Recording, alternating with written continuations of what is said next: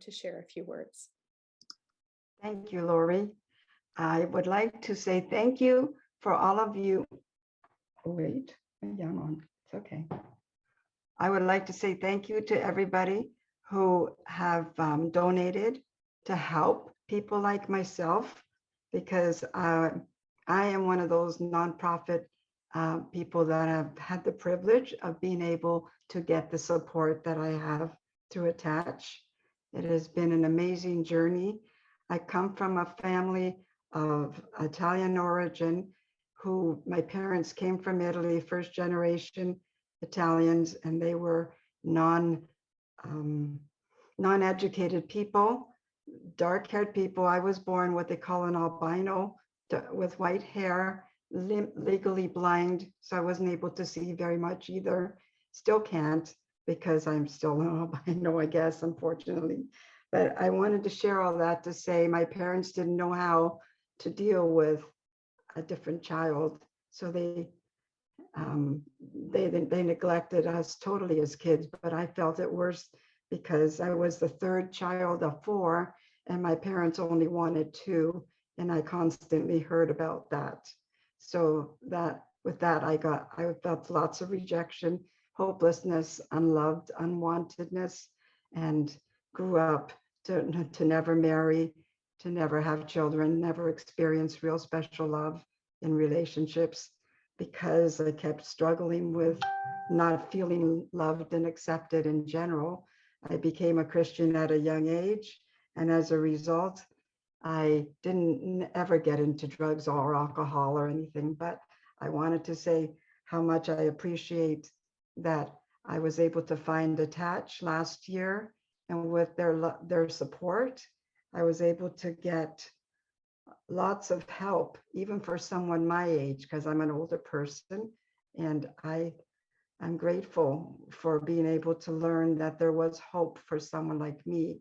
As a Christian, I knew there was, but as a physical human being, it was very difficult to accept that I was worthy enough to feel loved and accepted and part of society, and to find a purpose for my life. And so did some specialized work with the fact that, with the unique kind of work that ATTCH does. And it reached me, a very negative, hopeless person. I've had people in my life say to me, you're the most negative person that ever walked the face of the earth. And now I can smile better. Even my pictures in the last 3 months have looked much more happier. I didn't know I could smile. I didn't know I could be more hopeful and start to see some hope and benefit for me, my life, and my future. I don't have anything, like, it's a journey. The healing process is a journey. Anybody who thinks that you can get better in 6 to 8 sessions, it's not true. You just work on pieces.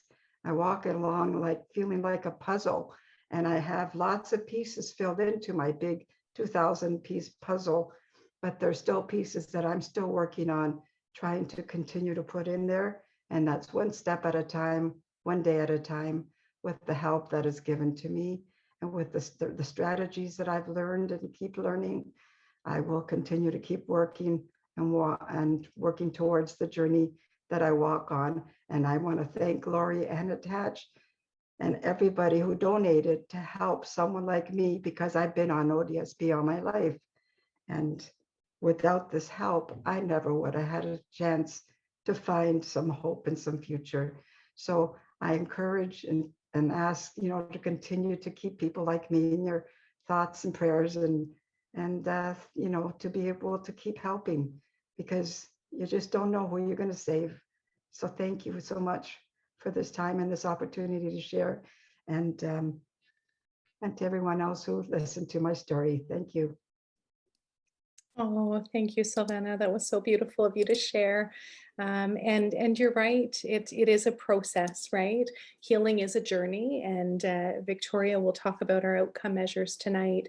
And you'll see that we are working with real complex trauma. It takes time, but our job is to get in there and work with the acute trauma as best as we can, right? So that supporting services can then engage. And the process of watching people putting those puzzle pieces back together and learning how to use those tools themselves is exactly our goal, right? Is that client autonomy. But we can't do that when we have this big arousal that's constantly causing us to flip our lid, and then we lose access to those strategies, right?